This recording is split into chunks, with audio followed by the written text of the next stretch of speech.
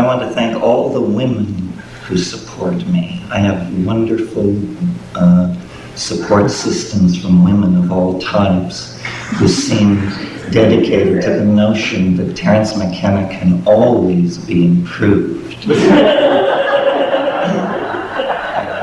I'm extremely grateful for that. The frontiers are enormous in that dimension. Okay. What I want to talk about tonight is the notion or the idea of psychedelic society. When I spoke at Santa Barbara at the Psychedelics Conference, whenever it was, last May, a year ago, my contact lenses failed me at a critical point in my lecture, and I simply had to wing it. And later, when I played this tape back, I heard this phrase, psychedelic society, and I had never used it consciously in a lecture. But because I had said it, and because there had been a ripple of resonance to it from the crowd of people there, I began to think about it. And this evening I will just generally assess what it might mean for us. I'm definitely a pioneer in this field. I'm sure you're all familiar with the book Megatrends, which is making quite an impression at the moment. Well, Megatrends nowhere mentions the imminent transformation of human society through the application of psychedelic drugs. I don't know what they were thinking.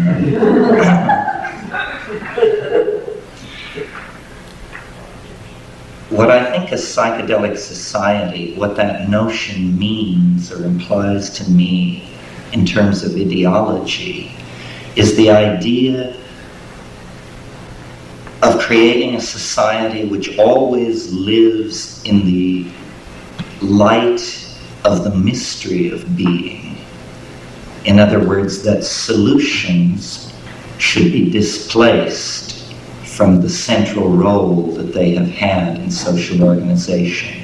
And mysteries, irreducible mysteries, should be put in their place. The British enzymologist J.D.S. Haldane in the 1920s in an essay said, "The universe may not only be stranger than we suppose, it may be stranger than we can suppose." And I suggest to you that as we look back over human history, every pinnacle of civilization, whether it be Mayan or Greco-Roman or Sung dynasty, has believed that it was in possession of an accurate description of the cosmos and of man's relationship to it.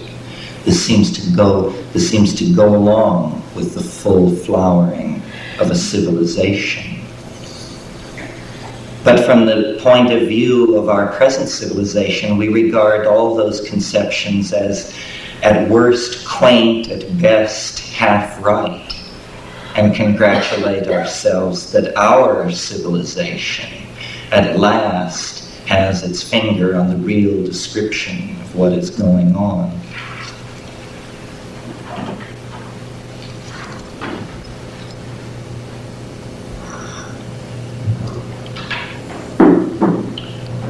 But I think that this is not true, and that actually what blinds us or what makes historical progress very difficult is our lack of awareness of our ignorance, and that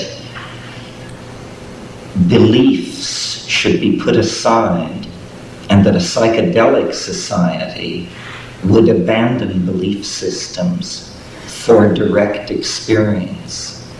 And this is, I think, much of the problem of the modern dilemma, is that direct experience has been discounted, and in its place all kinds of belief systems have been erected.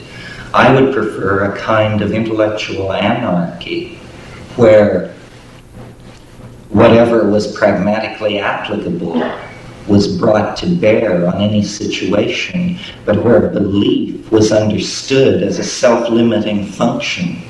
Because you see, if you believe something, you're automatically precluded from believing its opposite, which means that a degree of your human freedom has been forfeited in the act of committing yourself to this belief.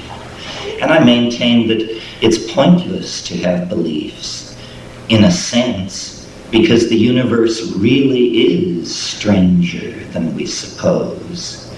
And what we need is a return to what in the 16th century was called the Baconian method, which means not the elaboration of fantastic thought constructs which explain, but merely a phenomenological cataloging of what we experience.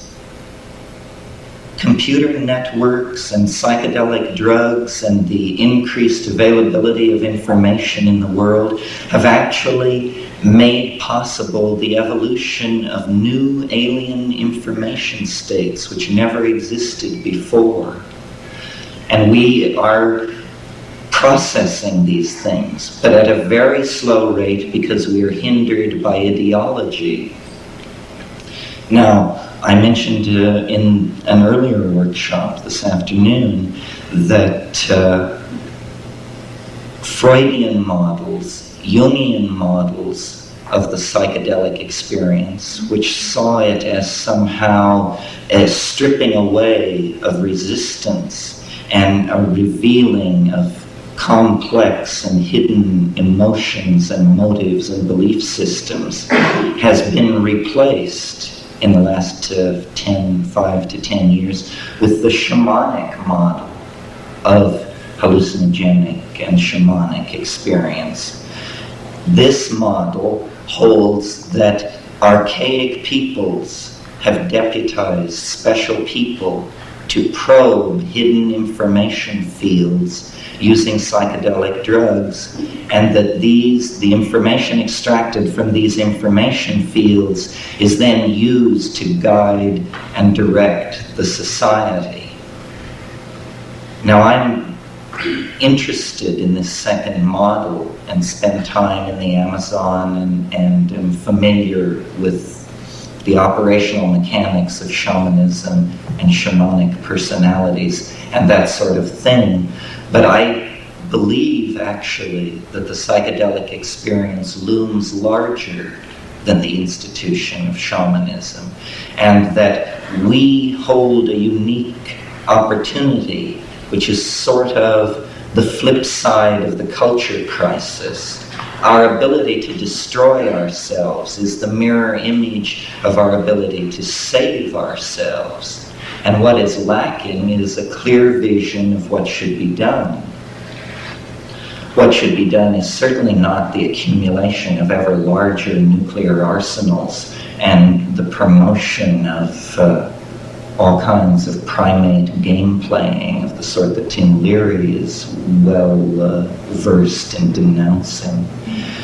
What needs to be done is that fundamental ontological conceptions about reality have to be remade.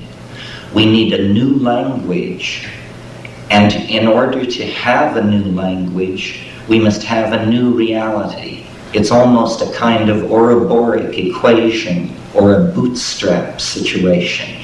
A new reality will generate a new language. A new language will fix a new reality and make it part of this reality. These psychedelic drugs can be conceived of as points on an informational grid. They provide new perspectives on reality. And it is when you connect all the points of perspective that you have on reality that a reasonably applicable model of it begins to appear. And I think this reasonably applicable model, what Wittgenstein called something which is true enough, is what we're looking for. The true enough mapping of experience onto theory is what we're looking for. But experience must be made primary. The language of the self must be made primary. And anarchy carries this responsibility even when it's only political anarchy. What I'm advocating is that we each take responsibility for the cultural transformation by realizing that it is not something which will be disseminated from the top down. It is something which each of us can contribute to by attempting to live as far into the future as possible. You know, we must get rid of the conceptions of the 40s, the 50s, the 60s, the 70s, the 80s, the 90s. We must smear the historical moment and become exemplars of the humanity of the end time. And those of you who attended my lecture this afternoon about time know that I believe that liberation, or let's even say decency, as a human quality, is an actual resonance and anticipation of this future perfected state of humanity. And we can will the perfect future into being by becoming microcosms of the perfect future, and no longer casting blame outward on institutions or hierarchies of responsibility and control, but by realizing that the opportunity is here, the responsibility is here, and the two may never be congruent again, and the salvation of your immortal soul may depend on what you do with the opportunity. Amen. So what do you do with the opportunity? What does it mean to say in operational terms, live as far into the future as you can live? It means taking a position vis-a-vis this emergent hyperdimensional reality. It does not necessarily mean becoming a psychedelic drug user yourself, but it means admitting to yourself the possibility. And if you feel the heroic potential within yourself to be one of the experiencers, one of the pioneers, then you know what to do. If, on the other hand, you fear to be lost in the abyss, you fear what William Blake called falling into eternal death, falling from the spiral of being, which connects one reincarnation to another, and falling into the realm of eternal death, then you orient yourself towards the psychedelic experience, towards the psychedelic phenomenon as a source of information. A mirror image of the psychedelic experience in hardware are computer networks. Computer networks, paradoxically enough, are a deeply feminizing influence on society, where in hardware, the unconscious is actually being created. It's as though we took the Platonic bon mot about how if God did not exist, man would invent him, and say, if the unconscious does not exist, humanity will invent it in the form of these vast networks able to transfer and transform information. This is, in fact, what we are caught up in, is a transforming of information. We have not physically changed in the last 40,000 years. The human type was established at the end of the last glaciation. But change, which was previously operable in the biological realm, is now operable in the realm of culture. And we are shedding cultural adumbrations of our vision of the unitary mystery at a faster and faster rate as we try to accommodate ourselves and mirror ourselves to the mystery which lies ahead of us in time and which is throwing this vast shadow of fatedness back over the entire experience of human history for everyone who has lived in it. And previous to our own era, the only control language which could be applied to this thing, which was bringing people together and causing birth and death and tearing down and erecting civilizations, was God. And it was imagined as a self-conscious force that was leaning into the world like a cat into a fishbowl and making things happen. Now we have a different notion, a notion of a vector system where forces over a large area are oriented toward a very small space. And this is what history is. It's an inrushing toward what the Buddhists call the realm of the densely packed, a transformational realm where the opposites are unified. And the way I characterize this union of opposites is to say it is that realm where the body is finally interiorized, the mind is finally exteriorized. The way I think of the mind is as a fourth dimensional organ of your body. You can't see it because it's in the fourth dimension, but you experience a sectioning of it in the phenomenon of consciousness. But that is only a partial sectioning of it, the way a plane gives a partial picture of a cone when it truncates it. The growth of information systems is only a mirroring in masculine hardware of what already exists in nature as a fact. And it is up to us to hone our intuitions and to become aware of this pre-existent system of communication and wiring so that we can step away from the dualisms which separate us from each other and from the world. We need to realize that there is a gene swarm, not a set of species on the earth, that half the time when you think you're thinking, you're actually listening, and that ideas are remarkably slippery things and are very difficult to trace to their origins, and that we really are one-on-one and all together in a dimension that is not as accessible as you might wish to be, congealed, as Finnegan's Wake says. The psychedelics are a red-hot social issue, ethical issue, whatever the term for it is. And it is precisely because they are deconditioning agents.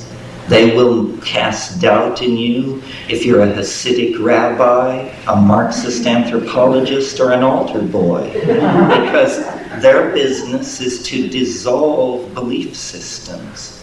And they do this very well, and then they leave you with the raw datum of experience. What William James called, in talking of infants, a blooming, buzzing confusion is what they leave you with, the raw datum of experience. And out of that, you reconstruct a world.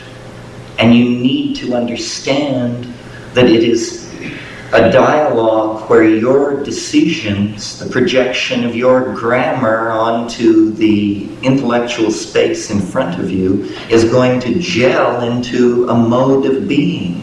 We actually all create our own universe because we are all operating with our own private languages, which are only very crudely translatable into any other person's language. There's even a physical analog to this, which will further reinforce this notion of alienation. It is that your picture of the world impinging on your eyes is made of photons. Photons are tiny wave packets so closely circumscribed energetically that they can be thought of as particles. That means that every single photon which falls on the back of my eye is different from every single photon which falls on the back of any one of your eyes.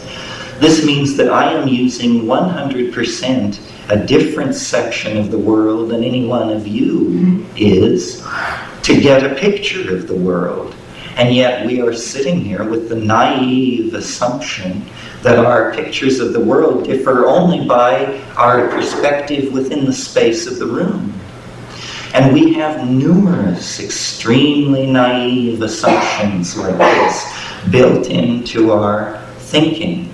And our most venerable explanatory engines, such as science, happen also to be our oldest explanatory engines, and therefore they have built into them the most naive and unexamined assumptions. For instance, science, we can demolish it in 30 seconds. Science tells you that a set of conditions will create a given effect, and that every time that set of conditions is in place, that effect will be found to obtain. Well, the only place this happens is in laboratories. In our experience, it isn't like that. A contact with a person is always different. The experience of making love, having a meal, riding the bus, these things are always different. It is their uniqueness, in fact, and the uniqueness that pervades all being that makes it bearable at all. Yet science is willing to tell you that the only things worth describing are those phenomena that can be repeatedly triggered. This is because these are the only phenomena science can describe, and that's the name of the game as far as they are concerned. But we, to claim our freedom, to take advantage of the tiny moment between immense abysses of unknowability, perhaps death, perhaps other reincarnations, perhaps transitions into other life forms, these things we don't know. But in the moment of being human, we have a unique opportunity to figure things out. And I have the faith that it is possible sometime, somewhere, to have a conversation. Perhaps no progress would be made until the 9th hour, but to have a conversation in which reality could be literally pulled to pieces, beyond the point of reconstructing. I had a friend, I'm not sure this is germane, but I had a friend back in the 60s who one day on LSD took a toothpick and he sat for 14 solid hours with the toothpick and a large red brick, and he demolished it. He reduced it to nothing with this toothpick and his fingernail long after the toothpick was gone. And this is what we have to do to the ideological concrete in which we are set. We have to claim anarchy and realize that systems have a life of their own that is anti-humanist. There is definitely an anti-humanist tendency in all systems. Ludwig von Bertalanffy, who was the inventor of general systems theory, said, people are not machines, but in every situation where they are given the choice, they will behave like machines. We all fall into patterns. We all then hold those patterns ever more tightly. They cannot be violated, and this happens on the thought level. And we are at the cresting wave of a historical wave of this kind of uptightness that stretches back millennia.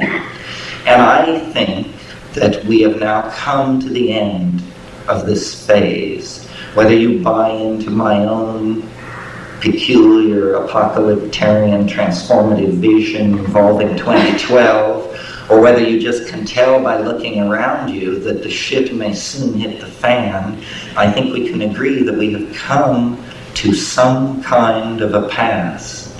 And what is going to come out of it is either going to be a great deal of dislocation in the biosphere, the invalidation of intelligence as an adaptation of biology, and our extinction, or we are going to become, as James Joyce dreamed we could, man-made dirigible, is how he put it.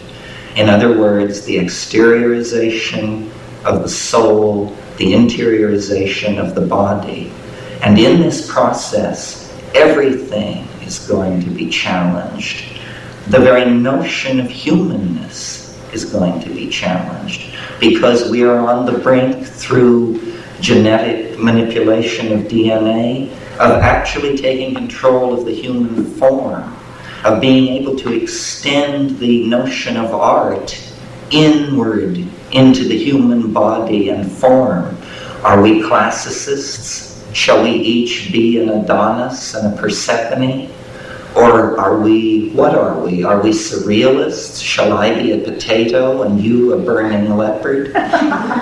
These are decisions which will have to be faced. These are the important questions.